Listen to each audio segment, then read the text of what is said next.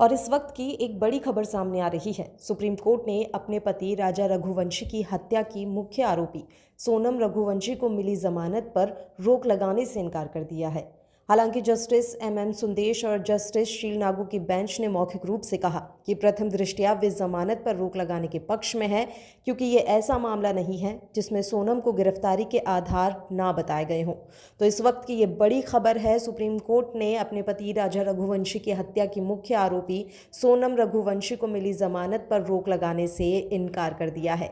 इसके लिए supreme court ने बाकायदा एक स्टेटमेंट भी जारी किया है। उन्होंने कहा क्योंकि ये मामला पहले ही जमानत पर बाहर है, इसलिए वो आदेश को पलटने के पक्ष में नहीं है, क्योंकि ये मामला ट्रायल के दौरान तय किया जाना है। उन्हें जवाबी हलफनामा दाखिल करने दिया जाए। कोर्ट ने इस बात पर भी ध्यान दिया कि उन्होंने कुछ समय जेल में बिताया है। कोर्ट ने कहा कि अपराध चाहे कितना भी गंभीर क्यों ना हो, ये ध्यान में रखना होगा कि जमानत नियम है और जेल अपवाद। अदालत ने आगे कहा, हाई कोर्ट जिस तरह से इस मामले को देख रहा है उसे लेकर हमें कुछ आपत्तियां हैं। हालांकि वो मेघालय राज्य द्वारा जमानत ऑर्डर को चुनौती देने वाली याचिका पर विचार करने के लिए सहमत हो गया। कोर्ट ने सोनम के वकील से कहा है कि वे मेघालय सरकार की उस याचिका के जवाब में काउंटर एफिडेविट यानी कि जवाबी हलफनामा दाखिल करें जिसमें उसकी जमानत का विरोध किया गया है। इस मामले की अगली सुनवाई अगले गुरुवार को होगी। वहीं SG ने कोर्ट को बताया कि हाई कोर्ट ने सोनम रघुवंशी को जमानत दे दी थी क्योंकि गिरफ्तारी के पूरे आधार नहीं बताए गए थे।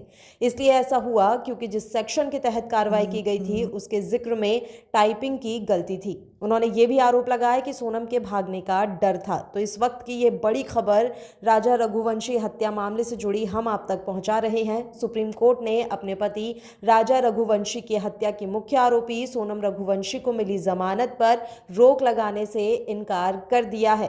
जस्टिस MM सुंदेश और जस्टिस शील नागू की बेंच ने मौखिक रूप से कहा है कि प्रथम दृष्टया वे जमानत पर रोक लगाने के पक्ष में है, क्योंकि ये ऐसा मामला नहीं है जिसमें सोनम को गिरफ्तारी के आधार ना बताए गए हों।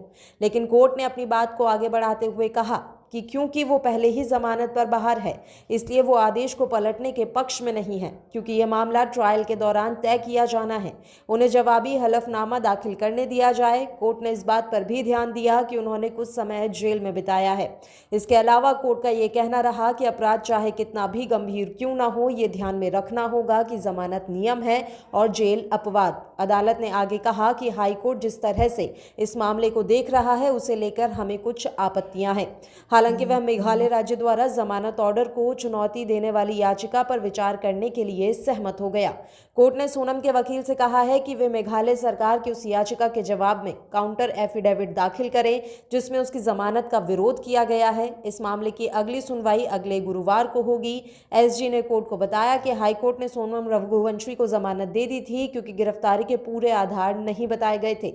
ऐसा इसलिए हुआ क्योंकि जिस सेक्शन के तहत कार्रवाई की गई थी उसके जिक्र में टाइपिंग की गलती थी। उन्होंने ये भी आरोप लगाया कि सोनम के भागने का डर था।